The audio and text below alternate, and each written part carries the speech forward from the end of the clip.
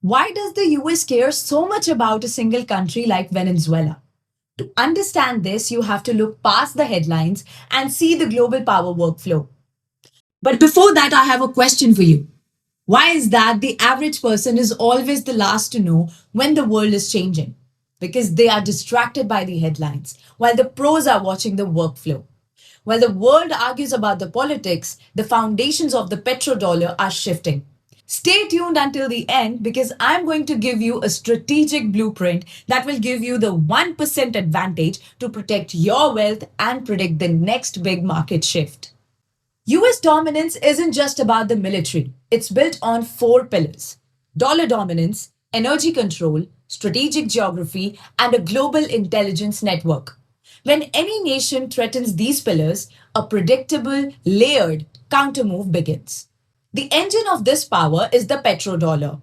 Because global oil is priced in US dollars, the US can borrow cheaply and enforce global sanctions. This is why de-dollarization is seen as an existential threat. History shows a pattern. When Saddam Hussein moved to trade oil in euros or Gaddafi proposed a gold-backed African currency, the US response was decisive. Today, Venezuela, home to world's largest oil reserves, planned an anti-dollar alliance with BRICS, Russia, and China. By bypassing the dollar, they weren't just challenging the economy, they challenged the very foundation of the US's financial leverage. Venezuela is a strategic node. Under Chavez and Maduro, the nation shifted towards anti US socialism and aligned with adversaries like Iran. The US playbook immediately got activated. Oil embargoes, swift exclusion, and the recognition of opposition leaders to create a government in waiting. This isn't just about one leader, it's about containment. If Venezuela had been successful in building an alternative financial network, it could have created a blueprint for others to follow. In the Jan 2026 capture of Maduro, a US special operation executed a tactical raid, resulting in high profile captures and global condemnation. This move utilized the full strategic instrumental kit.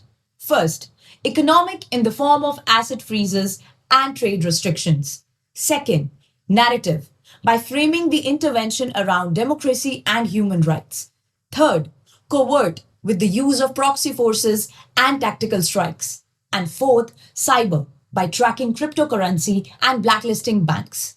Venezuela is just one chapter. The workflow is already moving towards new fronts, quite evident from Trump's comments on Greenland. Comment power below to get the full infographic sent into your DMs and don't forget to follow Quick Projects.